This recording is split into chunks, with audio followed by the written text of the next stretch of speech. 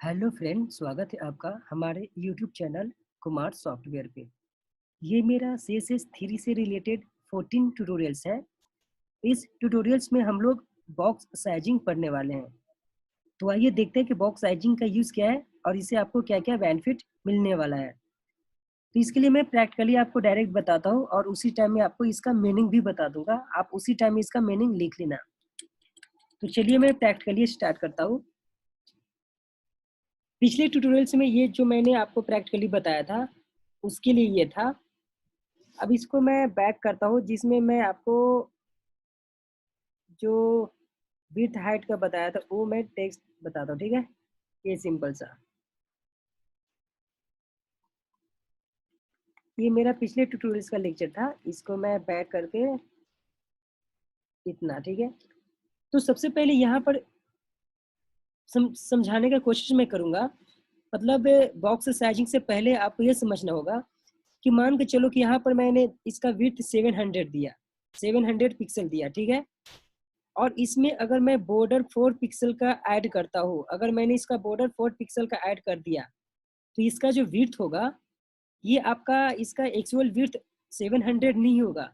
जैसे ही आपने बॉर्डर बढ़ा दिया, जितना आप बॉर्डर दोगे, वो बॉर्डर भी आपका चारों तरफ से, मतलब कि विड्थ क्या होता है, आपका ये जो हॉरिजॉन्टल पार्ट विड्थ होता है, तो आपका लेफ्ट और राइट दोनों तरफ से 4 मतलब 8 आपका इसमें और एक्स्ट्रा ऐड हो जाएगा। तो आपका ये जो इसका विड्थ है, ये एक्चुअल विड्थ आपका 708 हो जाएगा। अब जैसे मान के चलो कि यहाँ पर मैंने 100 विड्थ दिया, 100 नहीं, अब 500 कर दो इसको। अगर आपने यहाँ पर 500 इसका विड्थ दिया तो अभी आपका ऐसा दिख रहा है, ठीक है?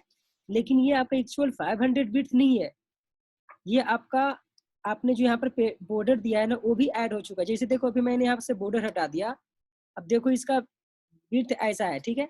अब यहाँ पर मैंने मान लो कि 50-100 अभी देखो बॉर्डर दिया। जैसे मैंने 50-100 बॉर्डर दिया, तो इसका जो एक्चुअल विड्थ था, ये लेफ्ट से और राइट से 50-50 मतलब कि 100, मतलब इसका एक्चुअल विड्थ अब हो गया 600। कहने का मतलब कि आप जब बॉर्डर दोगे या फिर आप पेडिंग भी दोगे ना, तो आपका एक्चुअल विड्थ इसका वो नहीं रहता जो आप लिखते हो, वो आपका पेडिंग वाला और बॉर्डर वाला दोनों ऐड हो जाता है इसमें।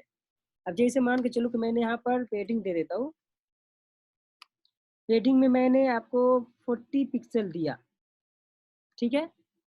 ये जो मैंने पेडिंग 40 पिक्सल दिया ना, तो अब इसका विड्थ क्या हो गया, ये 40 पिक्सल लेफ्ट राइट से मतलब 80 हो गया ये, और ये 100, मतलब कि 180 इसमें ऐड हो जाएगा, मतलब कि 680 आपका विड्थ हो जाएगा। अब जैसे देखो मैं यहाँ से इसको पिक्सल को भी मैंने पैडिंग ऐसा किया, अभी बॉर्डर मेरा कितना है, ये 500 और ये 50-50 600। अभी मेरा कर्सर यहाँ पर है, ध्यान देना कर्सर यहाँ पर है। और इसको मैं अभी जैसे ही मैं इसको ऐसा दिया, देखो इसका मेरा विड्थ भी बढ़ रहा है। समझ में आ रही है?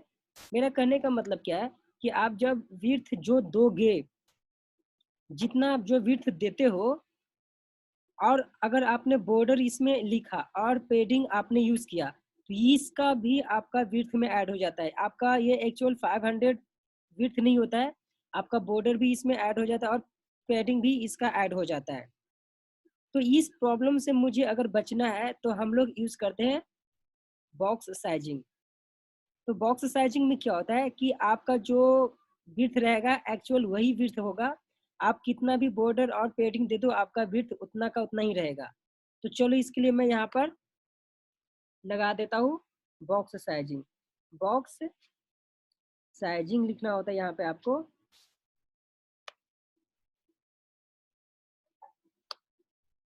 और यहाँ पर आपको लिखना होता है बॉर्डर, बॉर्डर बॉक्स। जैसे ही आपने बॉर्डर बॉक्स लिखा, तो देखो जैसे ही मैंने ये लिखा, तो आपका जितना जो विड्थ 500 पिक्सल था, वो 500 पिक्सल ही हो चुका है। अब आपको, अब आप चाहे इसका विड्थ बड़ा भी करोगे तो भी कोई फर्क नहीं पड़ेगा, आपका जो विड्थ उतना का उतना ही रहेगा। कितना? 500 ही रहेगा।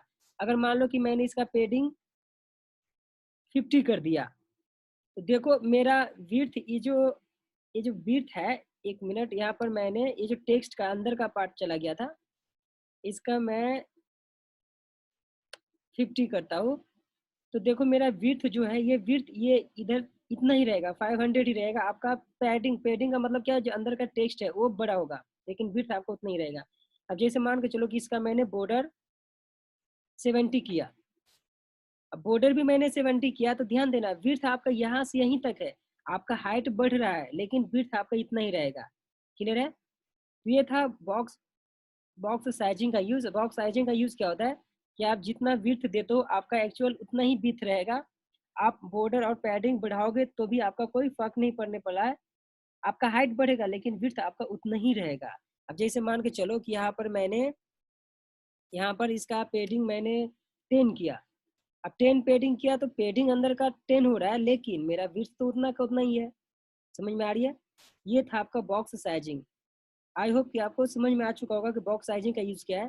फाइनली एक बार मैं आपको और बताना चाहूंगा कि अगर आप बॉक्स साइजिंग यूज नहीं करते हो और आपने जितना विड्थ दिया और इस विड्थ में अगर आपने बॉर्डर और पैडिंग यूज किया तो ये आपका एक्चुअल विड्थ 500 नहीं होता है, इसमें आपका बॉर्डर और पैडिंग ऐड हो जाता है। लेकिन अगर आपने बॉक्स साइजिंग यूज किया तो इससे क्या होता है कि आपने जितना विड्थ दिया था उतना ही विड्थ होगा, अगर आपने बॉर्डर और पैडिंग ऐड भी किया तो भी आपका विड्थ उतना ही होगा। ये था आपका बॉक्स साइजिंग। और यहाँ पर आपका बॉक्स साइजिंग में आप एक कंटेंट बॉक्स भी होता है। इसका कंटेंट बॉक्स से क्या होता है, अगर आपने कुछ नहीं लिखा तो बाय डिफॉल्ट इसका कंटेंट बॉक्स ही होता है। तो अगर मैंने यहाँ पर कंटेंट लिखा, कंटेंट बॉक्स से क्या होता है कि आपका पहले जैसे ही रहेगा। जैसे पहले क्या था कि आपने जो विड्थ दिया और इसमें पैडिंग और बॉर्डर यूज किया तो ऐड हो जाता था, वैसे ही होता है ये कंटेंट बॉक्स में। तो कंटेंट बॉक्स बाय डिफॉल्ट होता है, आपने बॉक्स साइजिंग नहीं लिया तो कंटेंट बॉक्स ही होता है बाय डिफॉल्ट। लेकिन अगर आपने यहाँ पर बॉर्डर बॉक्स दिया तो आपका विड्थ इंक्रीज नहीं होगा, आपने जितना विड्थ दिया उतना ही रहेगा। क्लियर है? आई होप कि ये ट्यूटोरियल आप लोग को समझ में आ चुका होगा। Thank you, bye.